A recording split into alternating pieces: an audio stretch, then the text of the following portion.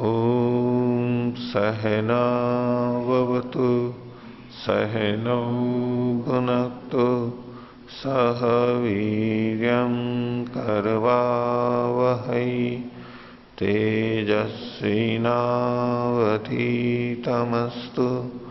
मा विद्विषावहै। ओम शांति शांति शांति। मीमांसा दर्शन की 14वीं कक्षा। मीमांसा दर्शन के प्रथम अध्याय के प्रथम पाद का 5वां सूत्र और उसका भाष्य हम देख रहे हैं। इसमें प्रसंग चलाया था शब्द प्रामाण्य विचार। शब्द की यानी शब्द प्रमाण की, जिसको शब्द कहते हैं, अप्तोपदेश कहते हैं, वो प्रामाणिक होता है या नहीं होता है। अन्य प्रमाण प्रामाणिक हैं, प्रसिद्ध हैं, ये भी बात पीछे आ चुकी है। और चूंकि मीमांसा दर्शन शब्द प्रमाण पे, शब्द पे निर्भर करता है, बहुत अधिक निर्भर करता है, और उसी की विवेचना विश्लेषण मीमांसा करता है, इसलिए शब्द का विषय यहां पर उससे संबंधित कुछ बातें क्रमशः आ रही हैं, आगे भी आएंगी। तो पिछले पाठ में से किन्हीं को कुछ पूछना है तो पूछ सकते हैं जी। तो आचार्य जी, पृष्ठ संख्या 30 में तीसरा जो प्रमाण है अर्थापत्ति ही, इसके विषय में शंका है कि मतलब अर्थापत्ति को हर वाक्य से हम अर्थापत्ति नहीं लेते हैं। कहीं कहीं विशेष जगहों पे तो कुछ वाक्य होता है तो उसका हम अर्थापत्ति निकालते हैं, लेकिन किसी का अर्थापत्ति निकालते हैं तो उसको कहते हैं कि ये गलत अर्थापत्ति है। तो एक किस तरीके से इसको देखें कि मतलब इसका तो अर्थापत्ति निकलेगा ही और इसका अर्थापत्ति नहीं निकलेगा, तो इसको किस ढंग से देखा जाएगा? सामान्य रूप से जो वाक्य बोला गया, जो घटना है, अगर वहीं हमारा पूरा समाधान हो रहा है तो हम अर्थापत्ति नहीं निकालते। जो हमारे को चीज दिखाई दे रही है बस है। अब हमारे को अर्थापत्ति लगाने की जरूरत नहीं है। शब्द का, वाक्य का भी अर्थ सीधा सीधा आ रहा है तो और संगत लग रहा है तो अब अर्थापत्ति निकालने की आवश्यकता नहीं है। लेकिन जो कहा गया, जो दिखाई दे रहा है, उससे हमारे को पूरा बोध नहीं हुआ। अब कुछ और ज्ञान हमारे अंदर आ रहा है, आवश्यक होता है दूसरा परोक्ष रूप से जाने में, वहां पर अर्थापत्ति देखी जाती है। और अर्थापत्ति किस वाक्य से निकलेगी, किससे नहीं निकलेगी, ये प्रसंग आदि वाक्यों को देख करके ही पता लगता है कि यहां पर अर्थापत्ति निकल रही है या नहीं निकल रही है, आवश्यकता है या नहीं है। सीधे शब्द प्रमाण से पता लग रहा है तो अर्थापत्ति की आवश्यकता नहीं है, उस रूप से दिख करके भी पता लग रहा है। दूसरा, अर्थापत्ति जो निकाली जा रही है वो अर्थापत्ति किस अर्थ, क्या निकाल रहे हैं, वो वक्ता का तात्पर्य और परिस्थिति के अनुसार वो निकल रही है या नहीं निकल रही है। अर्थापत्ति ठीक है या नहीं है, उसको हम प्रसंग के आधार पर ही निर्णय कर सकते हैं, क्या परिस्थिति है और वक्ता का क्या तात्पर्य है। उसमें गलत अर्थापत्तियां भी हो जाती हैं। तो उस वक्ता कह रहा है कि मेरी ये अर्थापत्ति नहीं है, मैं ये नहीं कहना चाह रहा हूं, दूसरा कह रहा है नहीं आप यही कहना चाह रहे हैं। दोनों में अगर विरोध होता है तो फिर परिस्थिति आदि के आधार पर विश्लेषण किया जाता है कि ऐसा कब बोला जा सकता है। जैसा व्यवहार में हम देखते हैं उनके आधार पर फिर निर्णय होता है कि अर्थापत्ति ठीक है या नहीं है। तो जैसा कि इन्होंने भी यहां पर लिखा है, दृष्ट श्रुतो वा अर्थो अन्यथा न उपपद्यते। दूसरी तरह से वो संपन्न नहीं हो पा रहा है, तात्पर्य नहीं निकल पा रहा है ऐसा। अब किसी ने जो देवदत्त वाला उदाहरण दिया, देवदत्त जीवित है और घर में नहीं है, तो अब उससे कोई अर्थापत्ति निकाले कि वो मर गया है, निकल सकता है ना कोई। अब उसमें पीछे हेतु क्या बनेगा, यूं कि जीवित होता तो घर में होता, लेकिन घर में नहीं है तो इसका मतलब है मर गया वो, ऐसी अर्थापत्ति निकाल सकते हैं। तो ये तो हो सकता है ऐसा, लेकिन ये तो आवश्यक नहीं है कि ऐसा होगा। लेकिन जब हम कह रहे हैं कि वो जीवित है, ऐसा पक्का है, ये पहले से हमें निश्चित है कि वो जीवित है और अब घर में नहीं है, तो जीवित है और घर में नहीं है तो घर से अतिरिक्त कहीं पर होगा, क्योंकि कोई वस्तु है तो कहीं ना कहीं रहती है, उसके पीछे के अधिकरण सिद्धांत और स्थितियां रहती हैं हमारे पास में, ज्ञात रहती हैं, कुछ नियम और स्थितियां हमें पता है, उसके अनुसार से हम निकालते हैं कि भाई इन नियम ये हैं, सिद्धांत ये हैं, वैज्ञानिकता है और उसमें ये ही हो सकता है। ठीक है। ओम।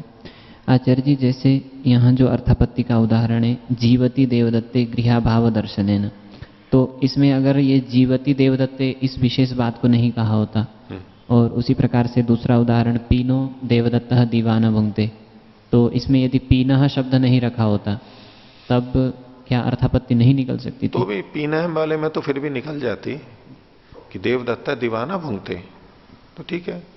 देवदत्त है तो मतलब जीवित है, ये हमारे को साथ में आएगा। जीवित है, जीवन चल रहा है उसका, और कोई ना कोई जो देवदत्त हमारा परिचित व्यक्ति है उसका हमें पता है कि भाई ये कार्य करता है, उठता है, बैठता है, अपना काम करता है, मेहनत करता है, पढ़ता है, जो भी करता है, तो गतिविधियां हमें पता है। अब देवदत्त है और रात दिन में नहीं खाता मतलब वो जीवित है, दिन में नहीं खाता मतलब कभी भी दिन में नहीं खाता है, तो ठीक है, जीवित है तो जीने के लिए भी तो भोजन तो चाहिए, तो उस रूप में वो रात को खाता होगा, ये भी हम वहां निकाल सकते हैं अर्थापत्ति। और देवदत्त जीवित नहीं है ऐसा कह वो छोड़ दिया, मान लो नहीं भी वाक्य है, हम उसके घर पे गए और वो घर पे नहीं है, तो हम क्या करेंगे? बाहर गया होगा। पहला क्या हम निकालते हैं? यही तो निकालते हैं, कहीं और गया हुआ होगा, और इसीलिए हम पूछ लेते हैं भाई कहाँ गया हुआ है, या पूछते हैं कि कब तक आएगा, वो कहे वहां नहीं है, बोले जी कब तक आएगा। तो वो जीवित है ये तो हम भले ही ना बोले, ये अंतर तो है ही, अंतर्भावित है। हाँ। और कोई बोलिए। हाँ बोलो, संशय करिए। आचार्य जी, सूत्र संख्या 31, क्षमा चाहता हूँ, पृष्ठ संख्या 31, इसमें जो दूसरी पंक्ति है, हाँ, अनिमित्तम विद्यमान उपलम्भनत्वात्, हाँ, ये हेतु शब्दस्तु न प्रमाणम इसके लिए दिए हैं। शब्द प्रमाण है? नहीं, शब्द प्रमाण नहीं है। नहीं, वहां जो दिया गया था ये तो प्रत्यक्ष के लिए था कि प्रत्यक्ष विद्यमान के उपलंबन में अनिमित्त होता है, यानी इसके अर्थापत्ति साथ में क्या निकलेगी कि शब्द के द्वारा ही वो जाना जाता है। जो अविद्यमान है, अच्छा हाँ, अनिमित्तम विद्यमान उपलंबनत्वात्, ये जो धर्म के विषय में जानने में प्रत्यक्ष प्रमाण अप्रामाणिक है, अनिमित्त है। अप्रामाणिक अपनी जगह है, प्रामाणिक है, लेकिन इस तरह में, क्योंकि वो विद्यमान का ही ज्ञान कराता है, विद्यमान का ही ज्ञान कराता है, इसलिए इस प्रकार के ये जो धर्म का विषय है, जिस तरह के धर्म की यहां बात चले, उसमें वो उसके ज्ञान कराने में अनिमित्त है, वो आधार नहीं बनता है। ठीक है, ये कहा गया। किंतु यहां पर जो हेतु है वो शब्द प्रमाण के लिए दिया गया है। उस प्रसंग को उठाते हुए यहां पर इन्होंने कहा है, उसको कहा है, और इससे तात्पर्य क्या आता है कि प्रत्यक्ष प्रमाण तो विद्यमान का ही ज्ञान कराता है, तो प्रत्यक्ष प्रमाण विद्यमान का कराता है, तो शब्द प्रमाण अविद्यमान का ज्ञान कराता है। ये निकल क्या है ना इससे, शब्द प्रमाण अविद्यमान का ज्ञान कराएगा। बोल नहीं रहे हो कुछ? समझ में नहीं आया चर्चा ढंग से, क्योंकि शब्द प्रमाण अविद्यमान का ही है ऐसा नहीं कह सकते। इन्होंने जैसा कहा है, जिस धर्म के विषय में ये शब्द को प्रमाण मान रहे हैं, वो धर्म ऐसा है ना जो यहां इंद्रिय आदि से गम्य नहीं है, यही कहा गया था ना, तो यानी वो अविद्यमान है, परोक्ष है, उसका ज्ञान कराता है। तो उसको आधार को लेकर के देखिए आगे जो कहते हैं अनिमित्तम अप्रमाणम शब्द, ये तो एक बात सामान्य हो गई। अब आगे क्या कहते हैं, यो ही उपलंबन विषयो नोपलभ्यते स नास्ति, जो उपलंबन का विषय मिल ही नहीं रहा है तो वो है ही नहीं। जैसे इसका क्या, और पशु को लेकर के आगे कह रहे हैं, इंद्रियां से तो पशुओं का पता लगता है, तो शास्त्र उपलब्ध चीजों का भी ज्ञान कराता है, ये आपके वचन कह रहे हैं, वो उपलब्ध होने चाहिए। आप ये क्यों कह रहे हो कि विद्यमान का ज्ञान तो प्रत्यक्ष से होता है और अविद्यमान का ज्ञान शब्द से होता है, ऐसा क्यों कह रहे हो? आपके वचन तो ये कह रहे हैं पशु कामिष्टि के बाद में पशु उपलब्ध होना चाहिए, तो उपलब्ध तो होना चाहिए, लेकिन वो नहीं होता है। तो ये तो प्रसंग लेकर के कह रहे हैं, इस पंक्ति से सीधे सीधे शब्द प्रमाण खंडित नहीं हो रहा है। ये जो वचन दिया है सूत्र संख्या 4 का जो अंश है, इतने से नहीं होगा, वो संदर्भ उद्धृत करके और तात्पर्य उसको लेकर के कह रहे हैं। अच्छा जी, पृष्ठ संख्या 28 में अनुमान का जहाँ बात प्रारंभ हुआ है उसमें अनुमान का परिभाषा करते हुए ये कहे थे कि जिन दो वस्तुओं का हमें संबंध ज्ञात है उन दो वस्तुओं का एक भाग को देखने पर हम दूसरे भाग का अनुमान कर लेते हैं। तो ये तो हमें प्रत्यक्ष तो दृष्टि में तो स्पष्ट समझ में आ रहा है कि जैसे हम धुआं को देखने पर उसी का संबंधित जो दूसरा भाग है उसका अग्नि, उसको हम जान ले रहे हैं। किंतु सामान्य तो दृष्टि का जो उदाहरण दिए हैं उसमें इस परिभाषा का, अनुमान का जो परिभाषा है उसको कैसे देखेंगे वहां पर? उसको भी देखेंगे। इसके लिए हमने जो पहले दो चीजों में देखा, गतिपूर्वक देशांतर प्राप्ति, ठीक है, तो गति एक चीज हो गई और देशांतर प्राप्ति दूसरी चीज हो गई। जैसे वहां धुआं और अग्नि था, ऐसे यहां पर धुएं की जगह तो हो गया देशांतर प्राप्ति और अग्नि की तरह से हो गया गति, ये हो गया। अब हमने आदित्य को देखा, आदित्य में हमने देशांतर प्राप्ति देखी, यानी धुआं देखा एक तरह से, देशांतर प्राप्ति मतलब धुआं, ये एक अंश को हमने देखा, दो अंश हो गए ये, गति और देशांतर प्राप्ति। हमने देशांतर प्राप्ति को देखा, कार्य को देखा, तो हमने गति का अनुमान कर लिया, कारण का अनुमान कर लिया, क्योंकि गति कारण है, देशांतर प्राप्ति कार्य है। तो कार्य को देख के कारण का अनुमान की तरह से यहां पर हम कह सकते हैं। तो धुएं को देख के अग्नि का अनुमान किया, देशांतर प्राप्ति को देख के गति का अनुमान किया, वहां भी घटेगा। इन दो वस्तुओं के बीच में जो संबंध है वो दोनों में देशांतर प्राप्ति हो रहा है, यही संबंध है। हाँ, कर्म के अंदर है। यहां पर द्रव्य तो कोई सा भी हो सकता है, सूर्य हो या कोई भी हो, यहां पर जो संबंध देखा जा रहा है किसमें, गति और देशांतर प्राप्ति में। द्रव्य तो होगा ही, क्रिया है वो द्रव्याधीन ही होती है, द्रव्य आश्रित ही होती है, तो कोई भी द्रव्य हो।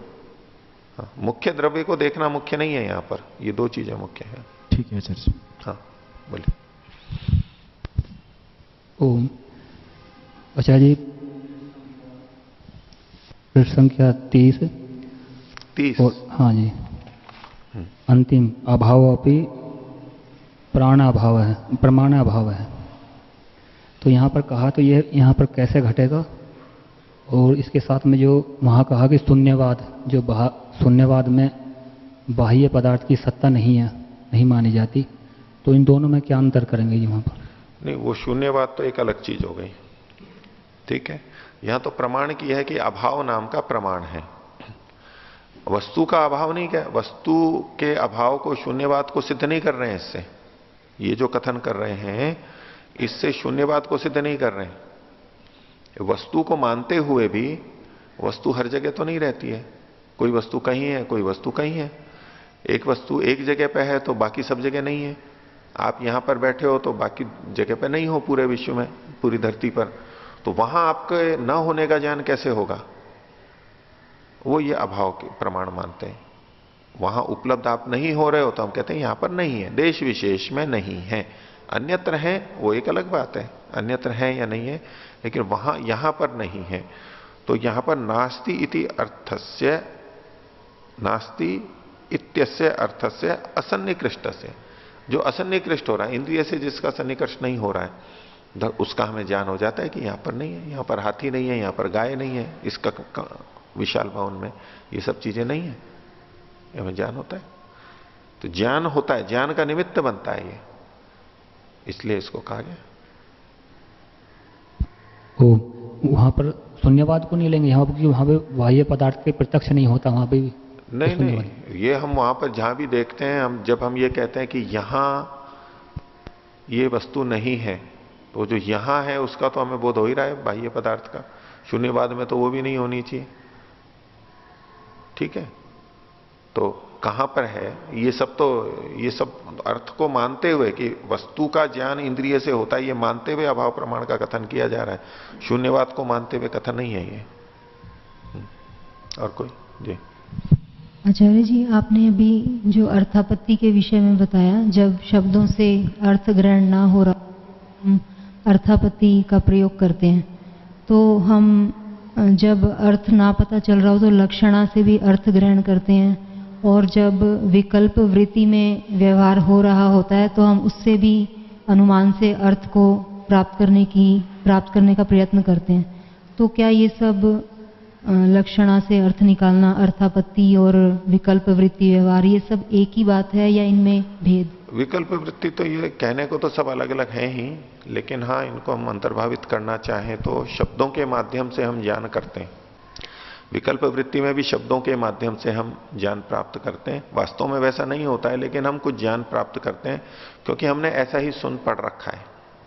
ऐसे उन चीजों के लिए हम ऐसे ही शब्दों का प्रयोग करते हैं, आत्मा की चेतनता आदि। ये आएगा शब्द प्रमाण के अंतर्गत ही। अगर हम विकल्प को हटा दें तो उसको हम शब्द को सुनकर के हम ऐसा ज्ञान कर रहे हैं, लेकिन शब्द से थोड़ा सा उसको अलग कर दिया गया है, थोड़ा सा अंतर हो गया। और अभाव ये प्रमाण है, अर्थापत्ति एक प्रमाण है, प्रमाण के रूप में देखते हैं। और लक्षणा जो की जाती है वो शब्द प्रमाण के अंतर्गत ही की जाती है। वक्ता ही किसी स्थिति को बोलता है, उससे लक्षित हो जाता है हमारे को। मुख्य अर्थ जब घट नहीं रहा होता है तो हम अन्य अर्थ पे जाते हैं। और यहां जो है, जैसे कि पीनो देवदत्तो दीवाना भूंगते, ये जब हमने कहा तो उसमें तो सीधा सीधा अर्थ आ रहा है अभिधा से हमारे को। मोटा देवदत्त, स्थूल देवदत्त दिन में नहीं खाता है, सीधे सीधे अर्थ हमारे को आ रहा है। उसमें हमारे को उस वाक्य का कोई अन्य अर्थ नहीं लगाना पड़ रहा है, लेकिन उस वाक्य का यथावत अर्थ लेने के बाद में अब हम कुछ अन्य अर्थ भी ले रहे हैं। ये जाएगा अर्थापत्ति प्रमाण में। अर्थात इसका मतलब ये हुआ, वो हम अपने आप अपने मन में करते हैं। और लक्षणा के अंदर जाएंगे तो हम कहेंगे कि ये व्यक्ति गाय है, किसी मनुष्य को कहें कि ये गाय है, तो ये गधा है। जब हम ये चीज कह रहे हैं, अब ये तो शब्द ही वहां पर नहीं घट रहा है, वाक्य ही नहीं घट रहा है, तात्पर्य तो वहां पर भी जाना पड़ता है हमें, क्योंकि शब्द घट नहीं रहा है। अब ये यहां स्थूल देवदत्त दिन में नहीं खाता है, देवदत्त भी स्थूल है, हमारे को दिख रहा है, और दिन में नहीं खाता है, वो दूसरा कह रहा है, तो ठीक है मान ही रहे हैं सीधे सीधे, न घटने की बात नहीं है। तो अर्थापत्ति में तो वो वाक्य घटते हैं, घटते हुए भी हम फिर तात्पर्य निकालते हैं, उससे संबंधित अन्य अर्थों का बोध हमारे को होता है, क्योंकि कारण कार्य संबंध और बहुत सारा ज्ञान हमारे को होता है। हमें पता है कि खाना खाने पर ही स्थूलता आती है, भोजन होने पर ही जीवन चलता है, ये ज्ञान हमारे को है। इस आधार पे हम निष्कर्ष निकाल लेते हैं, इसको अर्थापत्ति कहते हैं। जो बात शब्द नहीं कह रहा है, वाक्य नहीं कह रहा है, तब भी हम वो अर्थ जान जाते हैं, ये अर्थापत्ति कहलाती है। लक्षणा में तो वो वाक्य का अर्थ घट नहीं रहा होता है वहां पर। जब हम किसी वाक्य में वाक्य का अर्थ देखते हैं, वाक्य वहां घट नहीं रहा है, संगत नहीं लग रहा है, संगत नहीं लग रहा है। तो अगर कोई ये कहे कि स्थूल देवदत्त दिन में नहीं खाता है, मतलब कभी नहीं खाता है, ये तात्पर्य नहीं है उसका, बस इतना कह रहा है दिन में नहीं खाता है, ठीक है। और कोई? जी, इसी में अर्थापत्ति में प्रमाण का तात्पर्य ऐसे लगाते हैं कि एक मापक जिससे हमारे सारे संदेह दूर हो जाएंगे। संदेह दूर हो जाए यूं कह लीजिए, संदेह तो फिर भी नहीं, पर इससे हमें एक निश्चित ज्ञान होता है। प्रमाण मतलब जो हमें निश्चित ज्ञान कराने वाला होता है, तो इससे भी हमें निश्चित ज्ञान होता है। पर अर्थापत्ति को हम छल की तरह से भी प्रयोग कर सकते हैं, वो गलत हो जाए, गलत भी हो सकता है, तो वहां पर ये प्रमाण गलत हो जाएगा, फिर इससे प्रमाण गलत हो जाएगा तो अनर्थापत्ति में अर्थापत्ति का अभिमान हो जाएगा। जो अर्थापत्ति नहीं है वैसा गलत अर्थापत्ति निकाल लेंगे, जैसा कह रहे थे। उदाहरण बताइए कोई। तब फिर ये प्रमाण की कोटि में क्यों रखा है? तो यो तो हर प्रमाण के लिए है, जब तक वो सत्य सिद्ध होता है तभी तक है। अब यूं तो मृग तृष्णा में दिखाई दे रहा है हमारे को जल, तो उसको प्रत्यक्ष कहते हुए भी उसकी पूरी कसौटी है सत्य की, वो ठीक होना चाहिए तभी प्रमाण। इसीलिए कि उससे भी हमें ज्ञान होता है, ठीक ठीक ज्ञान होता है। ये भी एक विधा है ज्ञान की। अगर हमने प्रक्रिया ठीक नहीं अपनाई है तो गलत हो सकता है। जैसे ये अनुमान के सामान्य तो दृष्ट है, इसमें भी हमने जो आदित्य का उदाहरण देखा तो वहां पर भी गलत ही देखा। गति देशांतर तो देख रहे हैं, लेकिन जिसमें हो रही है उसमें तो नहीं देख रहे, और जिसमें नहीं हो रही है उसमें हमने जान लिया, तो हमारा ज्ञान तो गलत ही हुआ। हो सकता है, गलत हो सकता है ना, अनुमान का भी प्रयोग गलत हो सकता है। अगर वो प्रत्यक्ष के विपरीत जा रहा है तो वह अनुमान गलत ही है, ये साथ में कह ही दिया गया है। ऐसा निश्चय किसी भी प्रमाण के लिए नहीं कह सकते कि इसने जो कहा ये हम जो जान रहे हैं वो ठीक ही जान रहे हैं। प्रत्यक्ष में भी ऐसी त्रुटियां होंगी, अनुमान में भी होंगी, शब्द प्रमाण में भी हो जाएगा, उपमान में भी हो जाएगा। शब्द प्रमाण में भी हमने वाक्य तो मान लो प्रमाणिक है, लेकिन हमने जो अर्थ लिया है वो ठीक है या नहीं है, वो फिर विचार की कोटि में आता है। इसलिए जब तक अन्य प्रमाणों से भी पुष्टि नहीं होती है तब तक वो निर्णय पर नहीं पहुंच सकता है पूरा। कोई व्यक्ति केवल एक प्रमाण को लेके चल ही नहीं सकता है, और उसको भी स्वयं पूरा निश्चय नहीं होगा। तो अन्य प्रमाणों की सहायता तो हमें लेनी होती है, और अन्य प्रमाणों से भी जब बातें पुष्ट होती जाती हैं तो हमारे को निश्चय हो जाता है। लेकिन जब तक अन्य प्रमाण नहीं आते तब तक तो हम उसको वही ठीक मान करके चलते हैं। इसलिए हमेशा यही समझना चाहिए कि जो मैं जान रहा हूं उसमें संशोधन की संभावना है, जब तक कि अन्य प्रमाणों से पुष्ट ना हो रहा हो। अन्य प्रमाणों से पुष्ट हो रहा है तो ठीक है। और ये जो सारे कथन है ये स्थूल कथन से ही लिए जाएंगे। ये जो आदित्य की गति वाला है ये बहुत आक्षेप वाला विषय रहा ही है, चर्चाएं चलती रहती हैं कि इन्होंने ऐसा कहा। तो अब हम इसको ये कहें कि भाई इनको पता ही नहीं था, ये हमारी तरफ से अति हो जाएगी कि इनको बिल्कुल ही नहीं पता था, जबकि ज्ञान विज्ञान पहले भी उन्नत था और वेदादि शास्त्रों से में ऐसा नहीं लिखा हुआ है, तो ये तो जानने वाले थे। और यदि गलत है, वास्तव में वो गलत थे तो ठीक है, गलत थे, निस्थूल कथन है। और दूसरा आदित्य की गति वो उत्तरायण दक्षिणायन वाली भी दिखती है, वो भी एक गति रहती है, इधर से उधर है, वो भी पृथ्वी के घूमने के कारण ही है। पृथ्वी अपने अंश पे झुकी हुई है, इस कारण से ऐसा होता है, उसमें भी कारण होता है। अब कोई इसका कोई व्यभिचार तो कर नहीं सकता है। अगर कोई ये सिद्ध करे कि सूर्य उगता है और चल के जाता है, अन्य प्रमाण नहीं है, वैज्ञानिकों को भी कब, जब अन्य प्रमाणों से सिद्ध होता है तब ये खंडित होता है, नहीं तो खंडित नहीं होगा ये।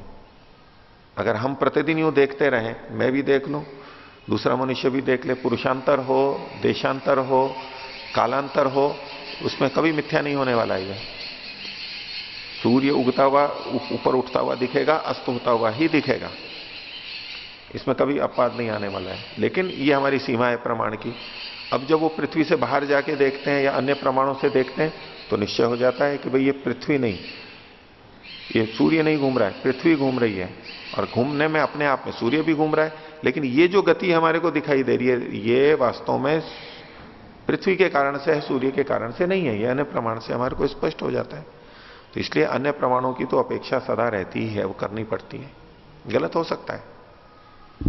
एक अन्य प्रश्न ये है कि अभाव का जो प्रमाण है वो इंद्रिय सन्निकर्ष वहां नहीं हुआ उस स्थान पर, इतने मात्र से ही है। इतने मात्र से ही है। हाँ। तो ये प्रत्यक्ष में हम क्यों नहीं रख सकते, क्योंकि उस स्थान का प्रत्यक्ष तो हम कर ही रहे थे। हाँ, वहां अगर हम अंतर्भावित करना चाहते हैं तो उनमें चले जाएंगे, अनुमान में चले जाएंगे। ये तो 3 ही प्रमाणों में अंतर्भावित कर देते हैं या 4 में कर देते हैं, 8 की आवश्यकता नहीं है।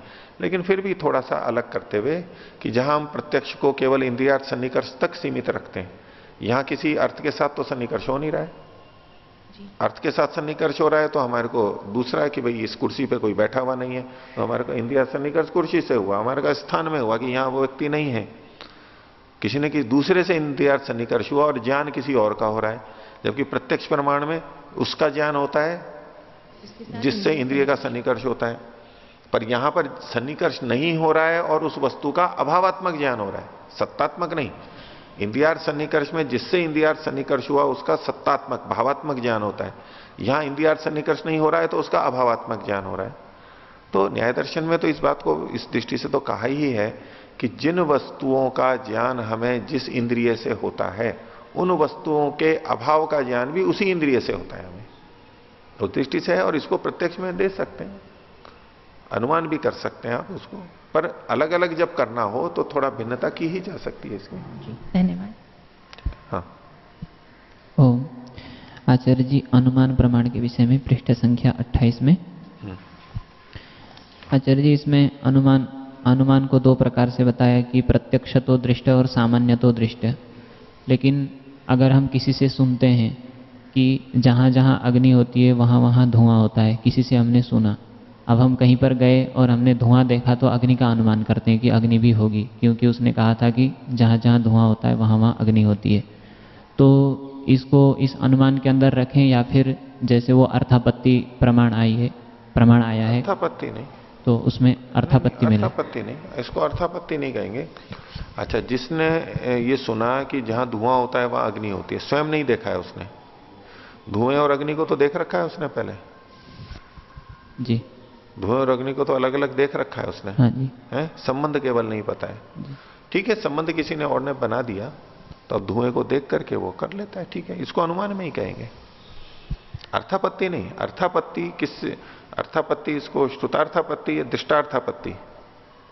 श्रुतार्थापत्ति है, अर्थापत्ति नहीं, इसको अनुमान कहेंगे। इसीलिए तो अर्थापत्ति को वैसे अनुमान में ही डाल देते हैं ना।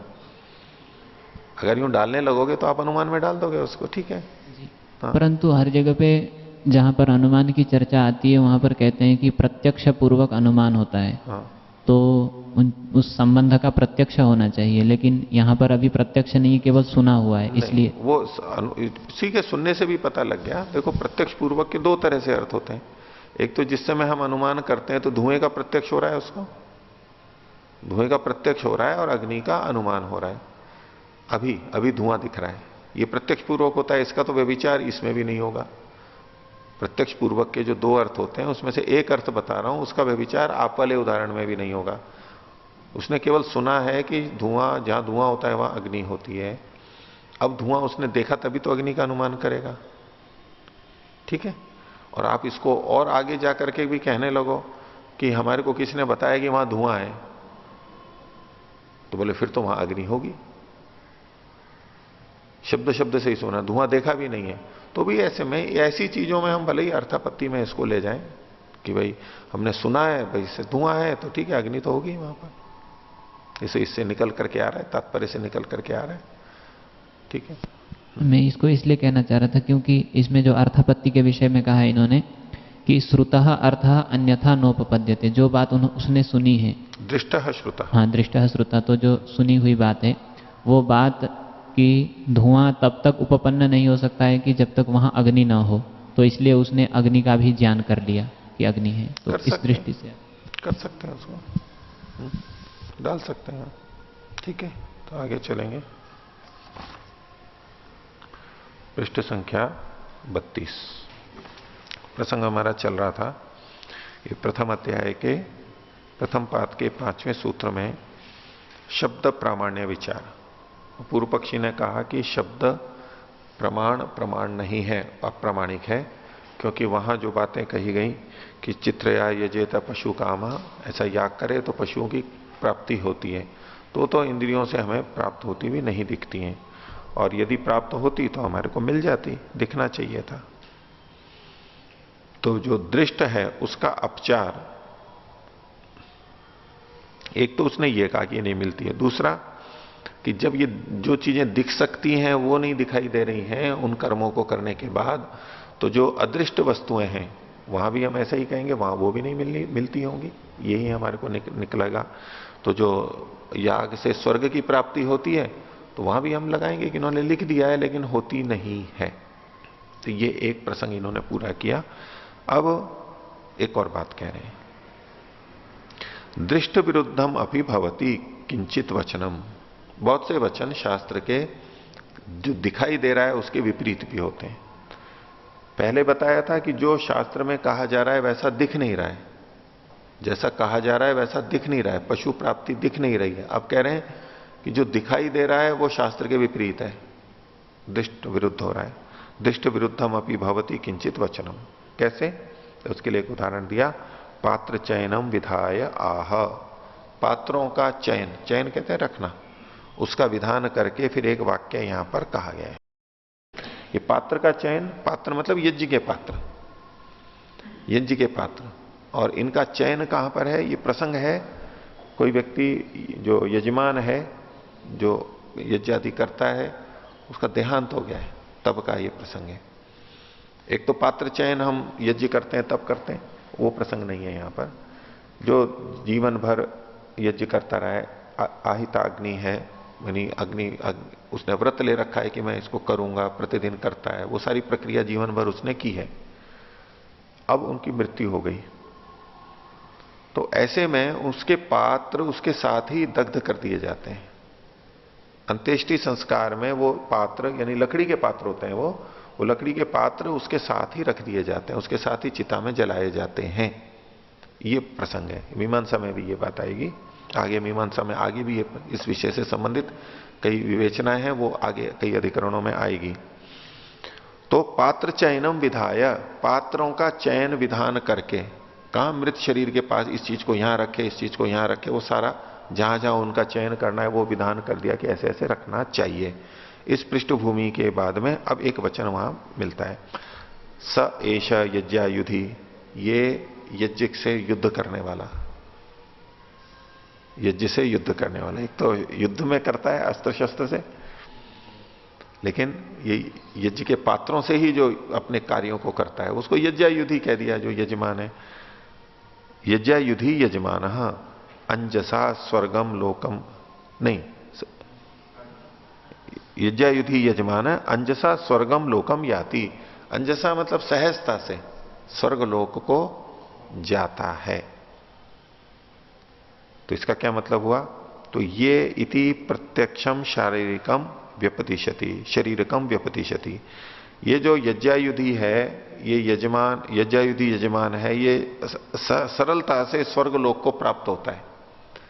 तो किससे स्वर्गलोक को प्राप्त होता है? सरलता से। सरलता का कारण क्या है?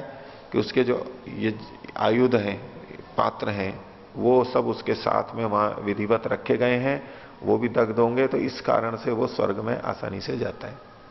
ये कथन होगा। तो ये कथन किसके लिए किया जा रहा है? तो इन्होंने कहा कि इति प्रत्यक्षम शारीरिकम व्यपदिशति, जो वहां पर दिखाई दे रहा है प्रत्यक्ष, शरीरकम, शरीरकम, शरीर का मतलब कुत्सित शरीर। कुत्सित शरीर क्यों हो गया? क्योंकि अब मर चुका है वो। शरीर और शरीरक का जोड़ देते हैं तो छोटे में अल्प ह्रस्व और कुत्सित अर्थ भी वहां पर होता है, निंदित अर्थ है। शरीर तो है लेकिन निंदित शरीर है, अभी मर चुका है, ऐसा। इसके संबंध में यह कथन माना जाएगा, पूर्व पक्षी कह रहा है।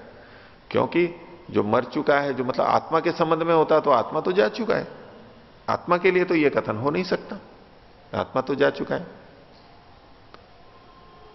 एक वो श्लोक बोला जाता है, भार्या गृह धनानि भूमौ पशवश्च गोष्ठे, धन गर्भ, भार्या गृह द्वारे जन श्मशाने देहश्चितायम परलोक मार्गे कर्मानुगो गच्छति जीव एका। किसकी यात्रा है यहां पर? जीव की। तो जीव कहां से निकल के जाता है? चिता से बाद में। भाई वो मर गया है तो वो तो वहीं पर ही चला जा चुका है। बोले पत्नी दरवाजे तक साथ देती है शरीर का, वो तो शरीर की बात चल रही है या आत्मा की बात चल रही है? और मनुष्य लोग कहां तक जाते हैं? शमशान घाट तक जाते हैं। किसके साथ में? या आत्मा के साथ में? आत्मा तो जा चुकी है। अब इससे कोई यूं लेने लगे कि नहीं, जो व्यक्ति तो जो परलोक मार्ग है, परलोक मार्ग में कौन जाने वाला है? जीव जाने वाला है ना। तो वो मतलब परलोक में जो जा रहा है कर्मानुगा, तो वो अभी तक शरीर के साथ साथ जा रहा है और फिर शमशान में गया, फिर अंतिम संस्कार हुआ और फिर जाएगा। लोग किसका साथ दे रहे हैं? जीव का या शरीर का? आपने जीव नहीं कहा ना, पंक्ति तो ये कह रही है जीव का, क्यों शरीर का क्यों? क्योंकि वो दिखाई दे रहा है। ऐसे ही पूर्व पक्षी कह रहा है कि ये जो आयुध वगैरह लगा दिए, सब पात्र लगा दिए, अब इसको दग्ध कर रहे हैं, उससे क्या ये इसको यजमान को सहज ही स्वर्ग ले जाती है। तो कौन जाएगा स्वर्ग? ये शरीर ही तो जाएगा, प्रत्यक्ष है। तो आप इसी को ही तो कह रहे हो। अगर आप आत्मा को कह रहे हो तो यहां कहने की जरूरत ही नहीं है, वो तो जा चुका है। तो इति प्रत्यक्षम शरीरकम व्यपदिशति न च तत् स्वर्गम लोकम याति इति। ये जो शरीर है, शरीरक है, मृत शरीर है, ये तो स्वर्ग लोक को नहीं प्राप्त होता है। कैसे? प्रत्यक्षम ही तत् दह्यते, ये तो यहीं पर जल जाता है, स्वर्ग को क्या प्राप्त करेगा? न च एष। तो इससे क्या सिद्ध किया इसने, पूर्व पक्षी ने, कि दृष्ट विरुद्ध भी शास्त्र के अंदर कहा जाता है। शास्त्र तो ये कह रहा है कि ये इसको स्वर्गलोक ले जाता है, और जबकि ये प्रत्यक्ष के विपरीत है, ये तो यहीं जल जाता है, ये शरीर तो स्वर्ग में जाता ही नहीं है। आगे, न चैवम याति इति न च एष याति इति विधि शब्द। ये जो वचन था स्वर्गम लोकम याति,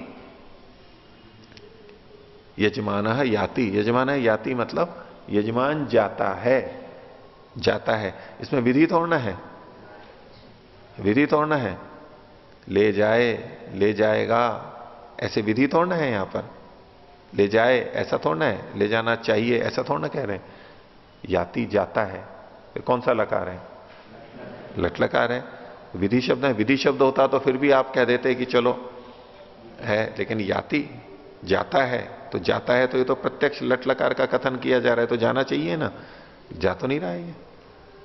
तो न चैष याति इति विधि शब्द एवं जाति एकम प्रमाण विरुद्धम वचनम अप्रमाणम। तो इस प्रकार के प्रमाण से विपरीत जो वचन होते हैं वो अप्रामाणिक होते हैं। कैसे अप्रामाणिक होते हैं? जैसे कि देखो लौकिक उदाहरण दे रहे हैं, अंबुनी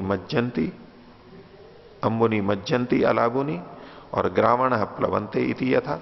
जैसे कोई कहे, अलाबू कहते हैं लौकी को, तोरई को, जो कि सूख जाती है, कई बार सूखने के बाद कैसी हल्की हल्की सी हो जाती है ना बिल्कुल, तो बोले वो पानी में डूब रही हैं। अंबुनी मज्जंती अलाबुनी, अलाबू तो पानी में डूब रहे हैं, जो कि तैरते हैं वैसे।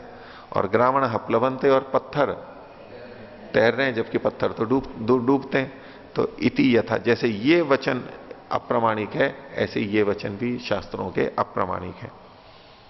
तत्सामान्याद अग्निहोत्रादि चोदना सु अपि अनाश्वास। तो इसके कारण से अग्निहोत्र आदि को प्रेरित करने वाले जो वचन हैं उनमें भी हमारा अविश्वास है, हम उसको विश्वास नहीं मान सकते। अग्निहोत्रम जुहुयात स्वर्ग कामा, इस पे हम विश्वास नहीं कर सकते, अविश्वस्तव है, ये सारे अप्रामाणिक हैं। तस्मात् न चोदना लक्षणों अर्थो धर्म इति, इसलिए आपने जो धर्म का लक्षण किया था कि शास्त्र से प्रेरित जो है वो धर्म होता है, ये तो गलत सिद्ध हो गया है, हम नहीं मान सकते ये। वैसे आजकल वो पत्थर भी तैरते हुए देखे जाते हैं मंदिरों में, इधर हरिद्वार जाओ, मथुरा जाओ, रामेश्वरम, कुछ कुछ पत्थर ऐसे होते हैं वो पानी पे तैरते हुए भी दिखते हैं, वो एक अलग बात है। लेकिन सामान्य जो पत्थर होता है वो डूबता ही है, वो विशेष है, अलग बात है। ठीक है, खंडित कर दिया, इसके उत्तर आगे आएंगे, अब आक्षेप हैं, उत्तर आगे आएंगे। अब इसमें वृत्तिकार ने एक बात कही थी पीछे, 5वें सूत्र से संबंधित है, औत्पत्तिकस्तु शब्द से अर्थेन संबंध तस्य ज्ञानम। ये वचन जो का तो उद्धृत किया है 5वें सूत्र का। अब इसमें जो औत्पत्तिकस्तु, तू जो शब्द आया है उसके लिए कह रहे हैं, तू शब्द है पक्षम व्यावर्तयति। तू पक्ष, तू शब्द जो है ये दूसरे पक्ष को, सिद्धांत से विपरीत जो पक्ष है उसको हटाने के लिए है, एक किसी को हटाना चाह रहा है ये। क्या? तो इसमें कह रहे हैं, इस सिद्धांत पक्ष का है अपौरुषेय शब्द से अर्थेन संबंध। शब्द का अर्थ के साथ में जो संबंध है वो अपौरुषेय है। औत्पत्तिकस्तु मतलब नित्य है, नित्य है मतलब अपौरुषेय है।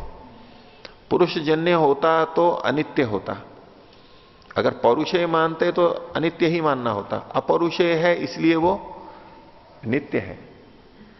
तो औत्पत्तिकस्तु शब्द से अर्थेन संबंध है, मतलब शब्द का अर्थ के साथ संबंध अपौरुषेय है, पुरुष के द्वारा नहीं किया गया है।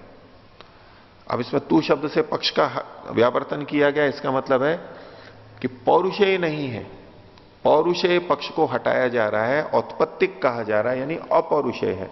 अपौरुषेय कहते हुए पौरुषेय को हटाया जा रहा है, शब्द का अर्थ के साथ संबंध अपौरुषेय है। यहां सब जगह ये बात ध्यान रखनी है, जो मनुष्यकृत शब्दार्थ संबंध है उनको छोड़ के बात की जा रही है, ये वेद के लिए बात की जा रही है। बाकी जो लौकिक हैं वो तो पौरुषेय हैं, इसको लेकर के शब्द मात्र को जो प्रयास करते हैं कि शब्द मात्र अपौरुषेय है, वो तो गलत सिद्ध होना ही है, वो नित्य है। शब्द भी अनित्य है वहां पर तो, और संबंध भी अनित्य है, कभी भी बनते हैं बिगड़ते हैं, उसको नहीं लेना है हमारे को, नहीं तो इसकी हम इस सिद्धांत की रक्षा नहीं कर सकते। ये जहां घटता है वहीं पर ही हमें घटाना होता है, ये परमात्मा के ज्ञान में वहीं पर और वेदों के संबंध में ही घटेगा। तो अपरुष है शब्द से अर्थे न संबंध। आगे तस्य अग्निहोत्रादि लक्षणस्य अर्थस्य ज्ञानम प्रत्यक्षादि भी अनवगम्य मानस्य। तस्य ज्ञानम जो ये अंश दिया गया था उसको खोला। तस्य का मतलब अग्निहोत्रादि लक्षण से, अग्निहोत्र आदि लक्षण है जिसके, अग्निहोत्र आदि सांकेतिक एक उपलक्षण है जिसके, ऐसे अर्थ का, तस्य अर्थस्य, वो अर्थ वो ज्ञान धर्म ही है। अर्थस्य ज्ञानम, उस अर्थ का ज्ञान, ज्ञान मतलब तो उपदेश पीछे बताया था।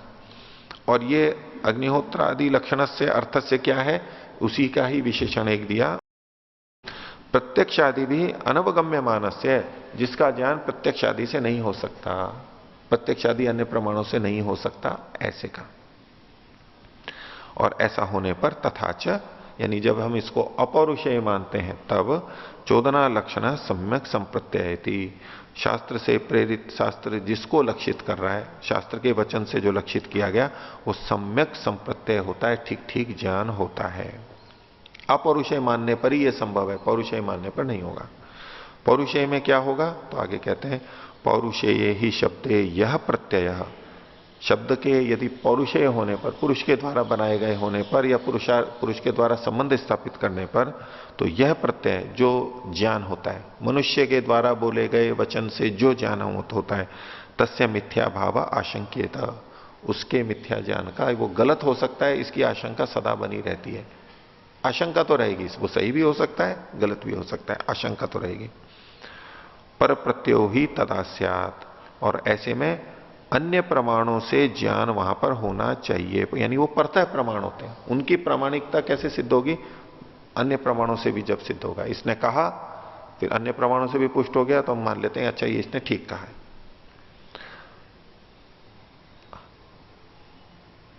अथ शब्दे ब्रुवती कथम मिथ्यायति, और सिद्धांती कह रहे हैं ऐसा कैसे हो सकता है कि शब्द कोई बात को कह रहा है, वो मिथ्या कैसे हो सकता है, यानी वो सत्य ही होता है, मिथ्या नहीं हो सकता। वो शब्द अगर कुछ कह रहा है तो वो मिथ्या नहीं हो सकता। न ही तदानीम अन्यतः पुरुषात अवगतिम इच्छामः, और उस स्थिति में जब हम उस शब्द से, वेद प्रमाण से कुछ जान रहे होते हैं तो किसी अन्य पुरुष से उसकी अवगति को, ज्ञान को नहीं इच्छा करते। वहां से जो ज्ञान हो रहा है बस पक्का हो रहा है, अब उसके प्रमाण, वो उसको प्रमाणित करने के लिए किसी मनुष्य की हम करें, किसी मनुष्य की अपेक्षा रखें, वो नहीं है। वेद में कह दिया बस वो प्रमाणिक है। हम कहें कि नहीं वेद में कहा ये ठीक है या नहीं है, इसको प्रमाणित करने के लिए कोई दूसरा मनुष्य बोल दे तब तो हम कहें कि प्रमाणित है, और दूसरा मनुष्य मना कर दे तो हम उसको अप्रमाणिक मानेंगे। दूसरा ही मनुष्य का प्रमाण यहां पर नहीं चलता।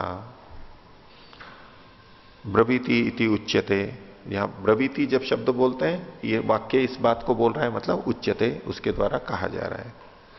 पहले भी आ चुकी है ये बात।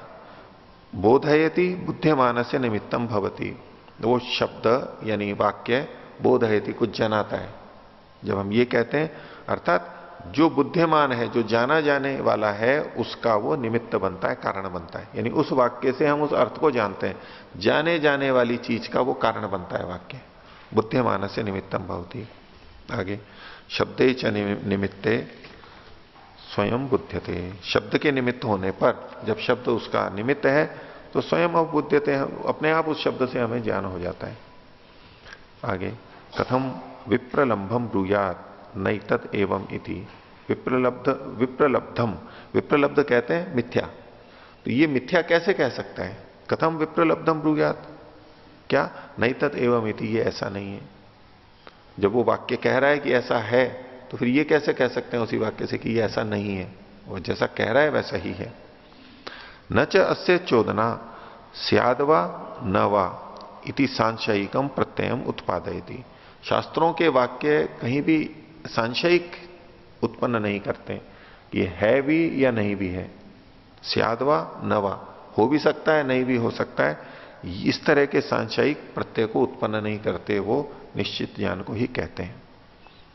आगे न च मिथ्या एतत् इति कालांतरे देशांतरे अवस्थांतरे पुरुषांतरे वा पुनः अव्यपदेश्य प्रत्ययो भवति, और इसी शब्द प्रमाण के विषय में कह रहे हैं कि न च मिथ्या एतत्, मिथ्या एतत् इसको विपरीत अल्प विराम में ले लीजिए, मिथ्या एतत् ये झूठा है, इति ऐसा किसी दूसरे काल में, कालांतर में, दूसरे देश में, दूसरी अवस्था में किसी मनुष्य के द्वारा पुनः अव्यपदेश्य प्रत्ययो भवति, न कहा जा सकने वाला ये ज्ञान होता है, इति न, ये नहीं होता है। ये सदा वैसा का वैसा ही रहता है। आगे योपि अस्य प्रत्यय विपर्यासम दृष्ट्वा, जो इसका मतलब किसी वाक्य का, अथवा इसको दूसरे ढंग से यहां पर कहते हैं किसी वैदिक वाक्य का, ये युधिष्ठिर जी ने लिखा है, अथवा प्रत्यक्ष गम्य पशु याग आदि की चीजों को, जिसमें पीछे जो पूर्व पक्षी ने उदाहरण दिया, योपी अस्य प्रत्यक्ष विपर्यासम दृष्टवा, प्रत्यक्ष में उसका विपरीत देख करके कि पशु प्राप्ति तो हो ही नहीं रही है, या तो इसका यज्ञायुधि का यजमान स्वर्ग में तो गया ही नहीं, शरीर यहां जल गया, ये जो प्रत्यक्ष विपर्यास को देख करके अत्रापि विपर्यस्यति इति आनुमानिका प्रत्यय उत्पत्त्यते, कोई उसको देख करके कहीं और फिर यहां पर भी लगाने लगे तो ये जो उसका ज्ञान होगा ये आनुमानिक ज्ञान कहलाएगा। दो तरह से इस पंक्ति का अर्थ होगा, एक तो कि लोक में वाक्यों के गलत अर्थ को देख करके लौकिक व्यक्तियों के कोई वेद के वचनों को भी गलत सिद्ध करने लगे, जैसे हमने शुरू में भी देखा था, वहां भी ऐसे ही कथन किया गया था, तो ये अनुमानिक कहलाएगा। शब्द प्रमाण तो सीधा सीधा कह रहा है, और खंडित करने वाला अनुमान प्रमाण कौन सा है? अनुमान से, कि जैसा वहां देखा जाता है ऐसा यहां भी, सामान्य तो दृश्य है। तो जो एक प्रत्यक्ष से सिद्ध हो रहा है, साक्षात वचन से, एक अनुमान से हो रहा है, तो अनुमान वाला कमजोर कहलाएगा, प्रत्यक्ष वाला मान्य होगा। तो यो अस्य प्रत्यय विपर्यासम दृष्टवा अत्रापि विपर्यसिष्यति इति अनुमानिका प्रत्यय उत्पद्यते, यह अनुमानिक ज्ञान है। और सोपि अनेन प्रत्यक्षेण प्रत्ययेन विरुद्धमानो बाध्यते, और वो अनुमान इस प्रत्यक्ष से बाधित होता हुआ खंडित हो जाता है। नहीं, सीधे सीधे शब्द प्रमाण से जो कहा जा रहा है वो प्रत्यक्ष वचन माना जाता है, वो प्रत्यक्ष हुआ, और प्रत्यक्ष से अनुमान तभी माना जा सकता है जब प्रत्यक्ष के अनुकूल हो, प्रत्यक्ष के विपरीत है तो वो खंडित हो जाएगा अनुमान। तस्मात् चोदना लक्षण एवं धर्म, इसलिए शास्त्र से प्रतिपादित जो है वही धर्म कहलाएगा, चोदना लक्षण एवं धर्म। अब शब्दार्थ संबंध के बारे में ही और कुछ चर्चा चल रही है। पूर्व पक्षी प्रश्न उठा रहा है, स्याद एतद एवं, शायद ऐसा हो, अपनी तरफ से कह रहे हैं स्याद एतद एवं, ऐसा हो क्या? नैव शब्द से अर्थे न संबंध, स्याद एतद एवं मतलब ठीक है, आपने कह लिया, जो आपने पीछे कहा है हो जाए, चलो मान लिया थोड़ी देर के लिए कि आपके शब्द प्रमाणिक है, लेकिन नैव शब्द से अर्थे न संबंध, शब्द का अर्थ के साथ में तो कोई संबंध ही नहीं होता है। शब्द से अर्थ का ज्ञान कह रहे हैं आप, तो शब्द का तो अर्थ के साथ कोई संबंध ही नहीं होता है, पूर्व पक्षी कह रहा है। क्यों? और आगे कह रहे हैं कुतो अस्य पौरुषेयता अपौरुषेयता वा इति, ये पौरुषेय है या अपौरुषेय, ये तो बात आगे की है, ये चर्चा तो छोड़ो, पहले शब्द का अर्थ के साथ संबंध ही नहीं है। शब्द का अर्थ के साथ में संबंध पहले हो, सिद्ध हो, तब तो कह सकते हैं कि ये विचार कर सकते हैं कि ये संबंध पौरुषेय है या अपौरुषेय है, लेकिन शब्द का अर्थ के साथ संबंध ही नहीं होता है। खंडित कर रहा है पूर्व पक्षी। कैसे? कथम स्याचेत, अगर शब्द का अर्थ के साथ संबंध हो, अर्थे न संबंध, तो क्षुर मोदक शब्दोच्चारणे मुखस्य पाटन पूर्णे स्याताम। तो क्षुर मतलब तो छुरा, छुरी या चाकू, और मोदक यानी तो लड्डू, इन शब्दों के उच्चारण से मुख में पाटन हो जाना चाहिए। छुरी का बोला तो मुख फट जाना चाहिए, और मोदक बोला तो मुख भर जाना चाहिए। स्याताम, स्याताम के बाद में यहां पर पूर्ण विराम लगा हुआ है, इसको अल्प विराम कर लीजिए, क्योंकि अगला वाक्य इसी से संबंधित है। यदि संश्लेषण लक्षणम संबंधम अभिप्रेत्य उच्चेता, अब यहां जो अल्प विराम है इसके बाद पूर्ण, अल्प विराम की जगह पूर्ण विराम कर लीजिए यहां पर।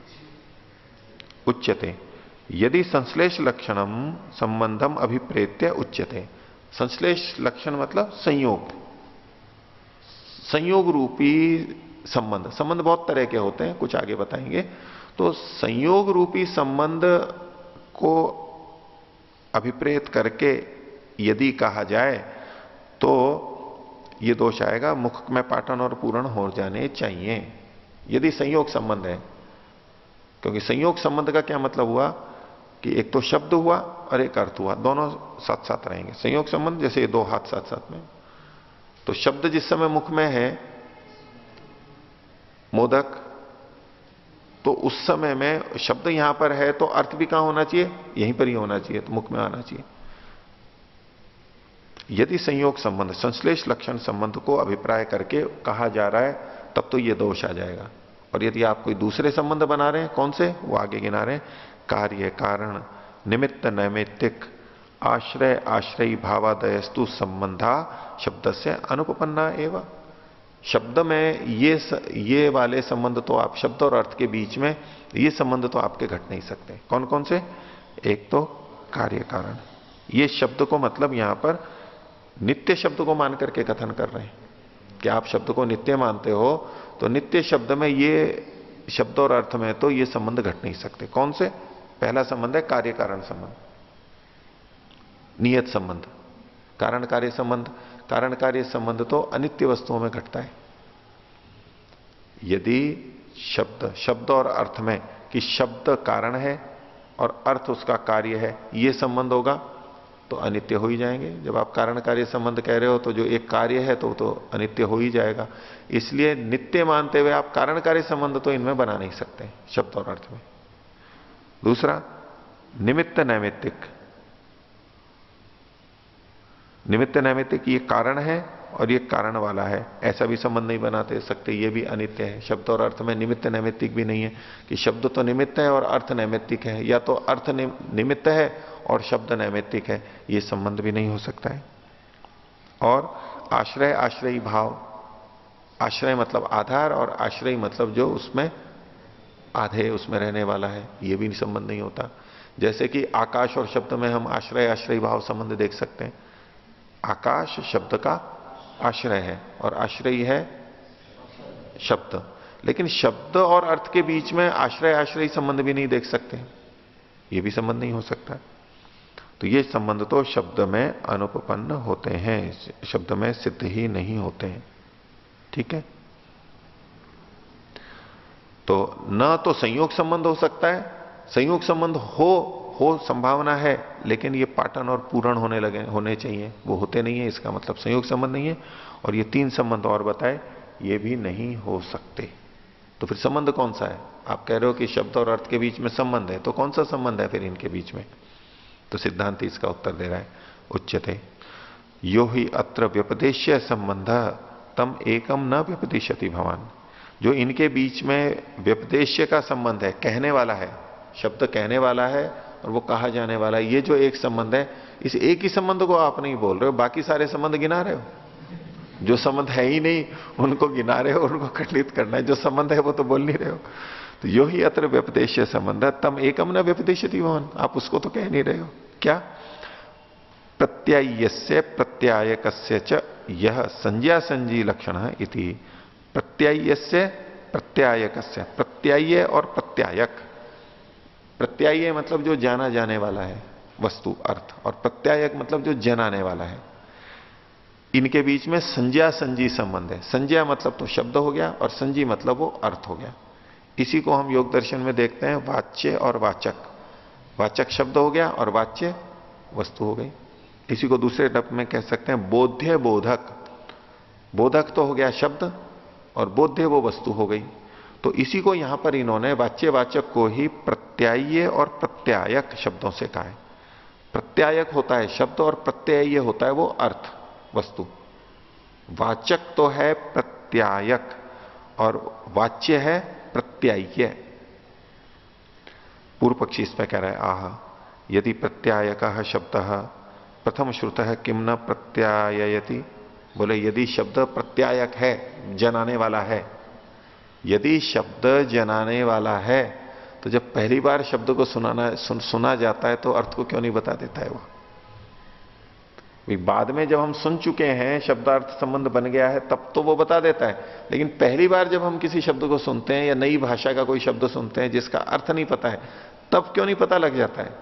अगर शब्द खुद बताने वाला होता तो पहली बार जब वो सुनाई दिया था तब भी अर्थ को बताने वाला होना चाहिए। इससे तो सिद्ध होता है कि शब्द अर्थ को नहीं बताता है, उसमें बताने की शक्ति नहीं है, वो प्रत्यायक नहीं है। तो पूर्व पक्षी का शब्द प्रश्न हुआ, यदि प्रत्याय का शब्द प्रथम श्रुत है किम न प्रत्याय थी, क्यों नहीं बता देता? तो सिद्धांति कह रहे हैं उच्यते सर्वत्र नो दर्शनम प्रमाणम। बोले कि हमारा तो सब जगह प्रत्यक्ष ही प्रमाण होता है। दर्शन मतलब जो जैसा देखा जाता है वैसा हम प्रमाण मानते हैं, काल्पनिक नहीं। प्रत्यायक इति ही प्रत्ययम दृष्टवा अवगच्छाम, कि ये शब्द प्रत्यायक है, प्रत्यय को जनाता है। ये हम कैसे जानते हैं? जब वो अर्थ को जनाता है तभी तो कहते हैं कि हाँ ये शब्द प्रत्यायक है। अर्थ जब वो अर्थ को बताएगा तभी तो कहेंगे कि ये प्रत्यायक है। प्रत्यय को बताएगा तभी तो प्रत्यायक कहेंगे। जब तक प्रत्यय को नहीं बताता तब तक प्रत्यायक थोड़ा ना कहेंगे उसको। तो कहा प्रत्याय का हाँ, प्रत्याय का इति ही प्रत्ययम दृष्ट्वा अवगच्छामा न प्रथम श्रुतः इति। पहली बार सुना है इससे कोई निश्चय थोड़ा ना हो सकता है कि ये प्रत्यायक है।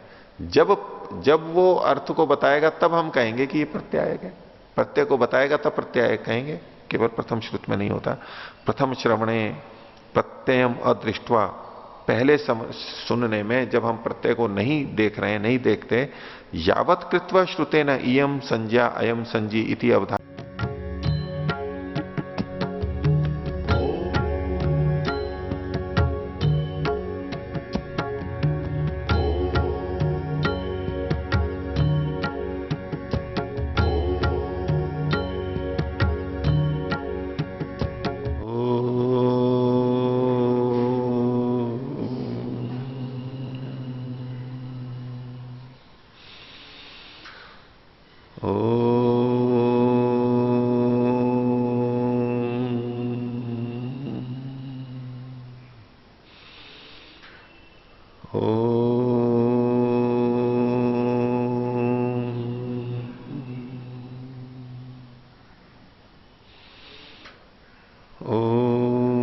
सहनावतु सहनौ भुनक्तु।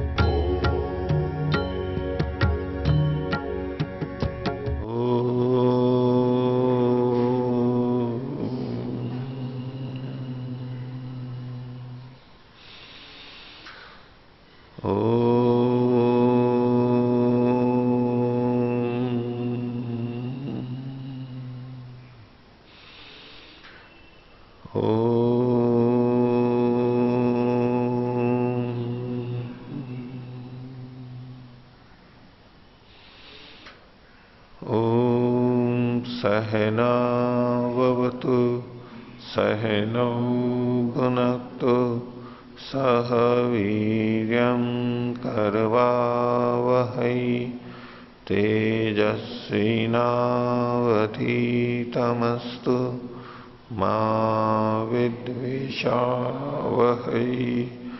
ओम शांति शांति।